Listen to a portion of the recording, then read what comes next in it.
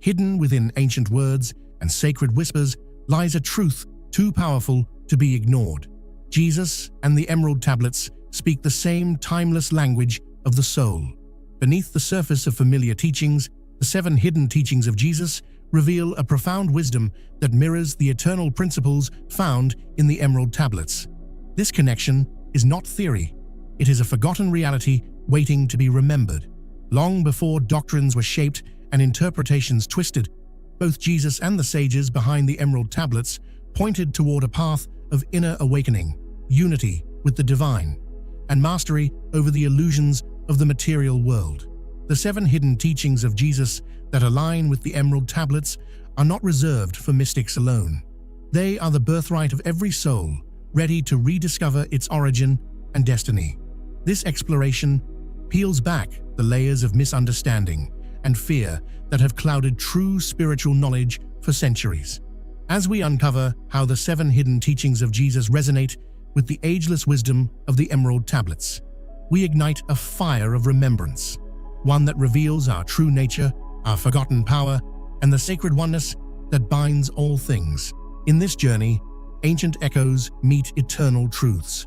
Understanding the 7 hidden teachings of Jesus that align with the Emerald Tablets will not only transform the way you see spiritual history, it will awaken the deepest parts of who you are.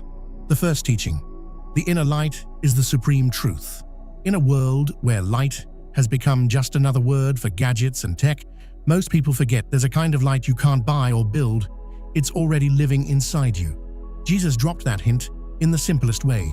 If your eye is good, your whole body will be full of light. But here's the thing. He wasn't talking about the eyes you use to scroll through your phone. He meant the eye you use to truly see yourself. And keeping that eye good is kind of like taking care of a rare plant. It takes presence, stillness, and a whole lot of humility. Way back in time, Thoth was already hitting the same note, calling us hidden light beneath veils of darkness. And here's the catch. Those veils, they're our own thoughts, our dramas, our endless distractions. It's like trying to see the sun through a sandstorm. You can feel it's there, but the view's all messed up. Even simple things like meditating for 10 minutes a day or taking a silent walk can start clearing some of that dust. A lot of people think they need to go looking for this light, maybe in a temple, a trip to India, or some mountain retreat. Nope, my friend, it's already flashing inside you like a forgotten flashlight buried at the bottom of your backpack. It's not the light that's missing, it's the guts to drop the baggage that's covering it. Try this. Turn off your phone an hour before bed. Close your eyes and ask yourself, what light am I ignoring today? The beautiful thing about this light, it doesn't need applause, certificates, or likes to exist. It's so quiet that if you don't slow down, you'll miss it completely. It's that whisper of intuition telling you to leave toxic places behind. That little shiver that signals you've stumbled onto something true. Want to really tune into it? Try spending an entire day without news, social media, or any noise from the outside world. Just you, your breath, and the natural world around you. Sounds simple, right? That's because the light lives in the simple. And here's the most amazing part. The light doesn't arrive, it's revealed. There's no secret button, no expensive ritual, no fancy initiation needed. All it takes is letting the ego take a nap once in a while and giving your soul a chance to stretch out. Ever notice how little kids have that pure sparkle in their eyes? It's not because they learned something new. It's because they haven't forgotten who they are yet. Maybe, just maybe, finding your inner light isn't about learning something new. It's about remembering what you forgot. And as you start peeling away those veils and clearing that inner eye, an even deeper truth begins to show itself. That so-called promised paradise, it's not some faraway place you go after you die. It's something that's been living inside you all along, just waiting for you to wake up and find it. The second teaching: the kingdom of heaven is within you. Some people spend their entire lives chasing paradise somewhere out there, a dream job, the perfect relationship, that one big win. But what if the whole time, the real treasure was buried inside? Jesus wasn't throwing riddles into the wind when he said, "The kingdom of God is within you." It's like planting a seed in your own backyard, then traveling the world searching for a garden. You don't need to go anywhere. You need to look differently. Imagine standing still, closing your eyes, and breathing deep until the noise of the world fades. That's not just meditation. It's opening a door that's always been there. Thoth, in his ancient wisdom, whispered the same truth. Know thyself, and you shall know the gods. It's not about traveling to sacred temples or climbing spiritual mountains. It's about diving into your own heart. As simple and as challenging as that. People often ask, how do I start finding this kingdom within? Well, it begins with quiet. Try 5 minutes each morning where you do nothing but listen to your heartbeat. Or keep a small journal where you write one thing each day that makes your soul feel alive. These are not random acts, they are keys. When you turn inward with sincerity, the kingdom softly reveals itself, not with fireworks, but with a whisper.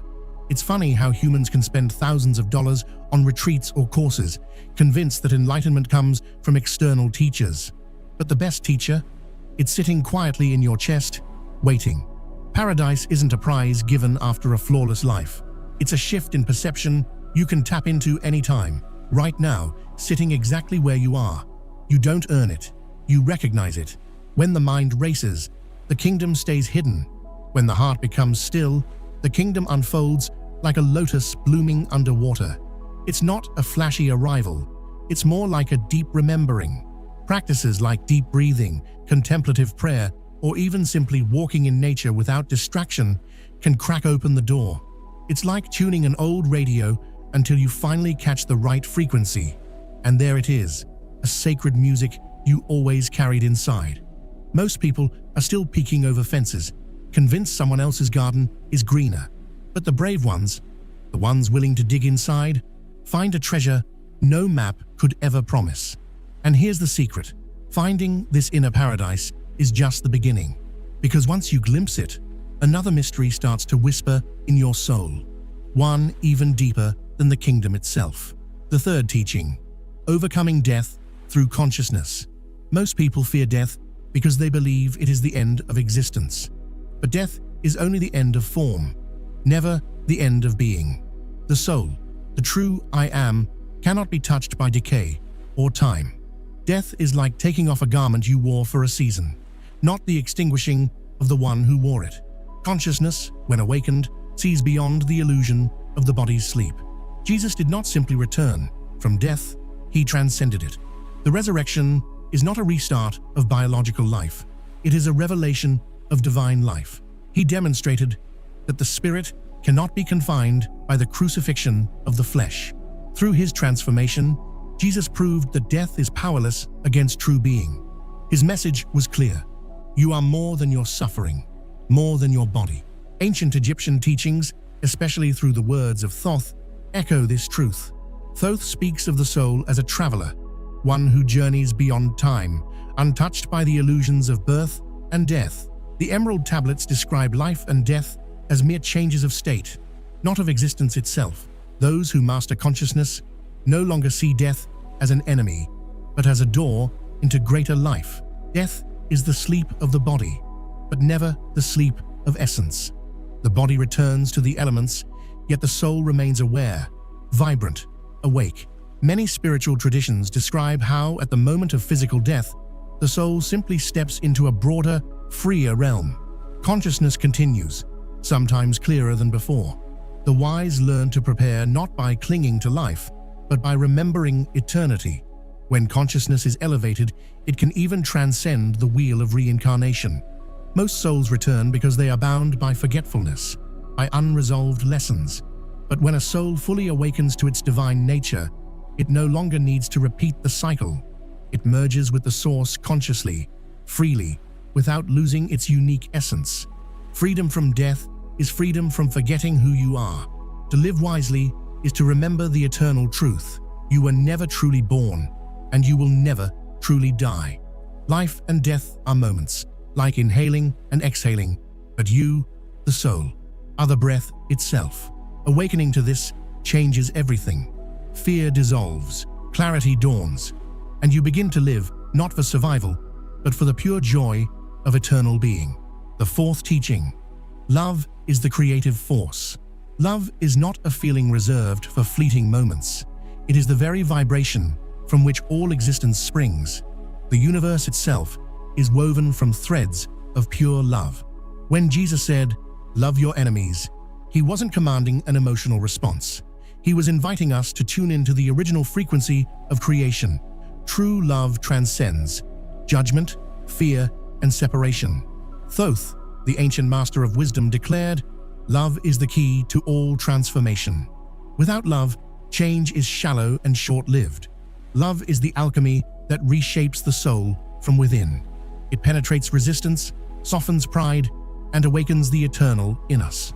True transformation is impossible without love as its seed and flame. Love is not merely an emotion, it is a force, a living current. Emotions rise and fall like the tides, but love remains, eternal and unshaken. It is a vibration you align with, not something you manufacture. When you choose love consciously, you enter into resonance with the very fabric of life itself. Love is the silent power that holds galaxies together and quickens the heart of a child. Wherever love flows, the hard walls of the self dissolve. Barriers of fear, bitterness, and pride crumble under its touch. Love reveals that we were never separate to begin with. In the presence of pure love, differences lose their meaning, and only unity remains. You do not lose yourself in love. You finally find your real self, the one that was never isolated. Where love enters, the ego bows in surrender. The small I that struggles to control, defend, and possess recognizes its own illusions. In love, the soul awakens from its dream of separation. It remembers that its life is not its own, but part of a greater symphony. To love is to awaken the part of you that has never been wounded and can never be lost. Living in love is not weakness, it is the ultimate power. It requires courage to love where hatred is easier, to forgive where resentment feels justified. But every act of love, no matter how small, reshapes the unseen architecture of reality. You were created by love, sustained by love, and destined to return to love, because love is all there ever was. The fifth teaching: the soul is eternal and came from the stars. Before time shaped the earth, before men named the heavens, you already existed. Jesus said, "Before Abraham was, I am," revealing the timeless nature of true being. You are not a product of history. You are a fragment of eternity, temporarily clothed in flesh. You are not bound by the story of earth. Your soul was ancient, long before your body took its first breath. Thoth, the keeper of ancient wisdom, spoke of souls descending from beyond the stars to walk among men. He did not speak in metaphor, but in memory. You are not merely earthborn, you are starborn, woven from the fabric of cosmic light. Your very essence is a traveler, moving from world to world, lifetime after lifetime. Earth is a chapter, not the whole story. We are passengers of eternity, riding the great currents of time and space. Each lifetime is a station on a journey far grander than the mind can conceive. We have forgotten our celestial passports, distracted by the illusions of form and struggle. But within the silence of your heart, you remember. You were never only human. You were always infinite. Our true origin is celestial, not terrestrial. The soul carries the resonance of its birthplace, a vibration that no earthly experience can erase. You are a spark from the source, a child of the great mystery. To live fully is not to accumulate, but to remember, to recall the stars that sang you into being. Your longing for the heavens is the echo of your true home. To gaze upon the night sky is not to look outward, it is to look inward. Each star is a mirror, reflecting the immortal heritage within you. You were never abandoned to the earth. You chose to come here. You descended into matter to gather wisdom, to grow, to return brighter. The stars are not distant. They are the family you left behind, and the home you are destined to reclaim. When you awaken to your true nature, fear dissolves like mist under the sun. You realize death is a doorway, not an ending. Loss is a curve in the road, not a fall into darkness. You realize you are far older than any sorrow and far vaster than any form. You came from the stars. You will return to the stars. And the journey was always sacred. The sixth teaching: Ascension through the mastery of emotions. Ascension is not a flight away from the world. It is a transformation within it. Jesus warned, "Watch and pray that you may not fall into temptation," because he knew true danger lies not in outer storms, but in inner tempests. The emotions we fail to master become the chains that bind the soul. Reaction is the anchor that holds us to the lower realms. Mastery is the key that frees. Thoth, in his ancient teachings, declared, "Balance your forces, master your passions." Emotions are energies, powerful, wild, divine, but when left unguarded, they burn and consume. To ascend, you must first become an alchemist of your own heart. You do not destroy emotion, you refine it, transmute it, elevate it until it shines pure as gold. Ascension begins precisely where reaction ends. In the pause between anger and peace, fear and trust, lies your ladder to the higher realms. Each moment you choose stillness over rage, clarity over confusion, you step closer to your divine inheritance. Mastery does not mean suppression, it means sovereignty, choosing your inner state rather than being enslaved by it. A true master is not one who bends the world to his will. A true master bends himself to the will of the soul. He who can rule his own mind and heart stands taller than kings and mightier than armies. The world outside is only a reflection of the world within. To master yourself is to master destiny itself. When you master your emotions, you free the soul from the gravitational pull of matter. You no longer swing on the pendulum of pleasure and pain, hope and despair. You find the silent axis around which all things turn, the unshakable center. From there, you rise naturally, effortlessly, like a flame seeking the heavens. The soul, unburdened, remembers how to fly. Emotions are sacred. They are the instruments of the soul's music, but only a master knows how to play them without being played by them. You were not born to be ruled by storms. You were born to command the winds. The alchemy of ascension is simple. Master yourself, and the universe will open its gates before you. The seventh teaching, oneness with the all, is the soul's destiny. There comes a moment on the journey when the seeker realizes they were never separate from the all. When Jesus said, "I and the Father are one," he wasn't talking about some future reunion. He was pointing to a reality that's already here, hidden behind the mind's illusions. Thoth echoed the same truth. All is one with the all. The real issue was never separation. It was forgetting. It's like a fish searching for the ocean, without realizing it's been swimming in it all along.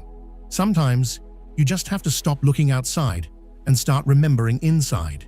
Picture yourself staring up at the stars on a silent night and feeling, somehow, like you've been there before. Not as a distant memory, but as a deep, quiet certainty that pulses in your chest. That feeling, subtle yet powerful, is the echo of your true identity. Simple practices like meditating in nature, watching a sunset, or even just observing your own breath can help awaken that forgotten memory. It's in those moments, when the world grows quiet, that the all starts to whisper back. So many people spend their lives trying to fill a void they can't even name. They chase it in possessions, status, relationships, looking for something that was never missing in the first place. If they only knew they weren't lost fragments, but infinity itself, experiencing life in human form, maybe they'd stop running so hard. Small gestures, like keeping a gratitude journal or practicing mindful silence before bed, can start dissolving the illusion of separation. True spiritual mastery isn't about gaining powers, seeing auras, or working miracles. It's way more subtle and infinitely more powerful. It's realizing you are the miracle. Every breath you take, every beat of your heart, is the all expressing itself through you right here, right now. If you're looking for real guidance, check out the Tibetan Book of Living and Dying or Essential Unity by Jean-Yves Leloup, real roadmaps for remembering the way back home. As consciousness expands, you stop seeing others as separate and start recognizing them as extensions of yourself. And this isn't just some pretty philosophy, it's a living practice. Experiencing it can be as simple as truly listening to someone without trying to fix them. just welcoming their presence as part of your own.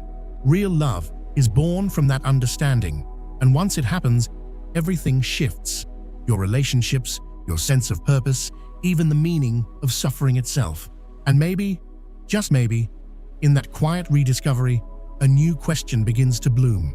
If the soul is the all, if there's no real separation, then maybe the lost paradise so many speak of was never lost at all. Maybe the kingdom of heaven, that sacred promise, isn't somewhere far away, but something already beating quietly inside you, just waiting for you to notice. The journey through the 7 hidden teachings of Jesus that align with the Emerald Tablets is not just a revelation of forgotten wisdom. It is a call to awaken the truth that has always lived within you. These teachings are not distant echoes of an ancient past. They are the eternal voice of your own soul, inviting you back into remembrance. In the silent spaces between each word, the truth whispers, "You are, and have always been, one with the all." If this exploration resonated with you, I invite you to like this video, share it with others who seek the hidden wisdom, and leave a comment sharing your reflections. Don't forget to subscribe for more journeys into the ancient mysteries that still shape our awakening today. To understand more about subjects related to cosmic rays, esotericism, theosophy and advanced spirituality, and access knowledge little known by the general public, access the link in the first pinned comment and discover the ebook, What Are Cosmic Rays, written by Bathajal.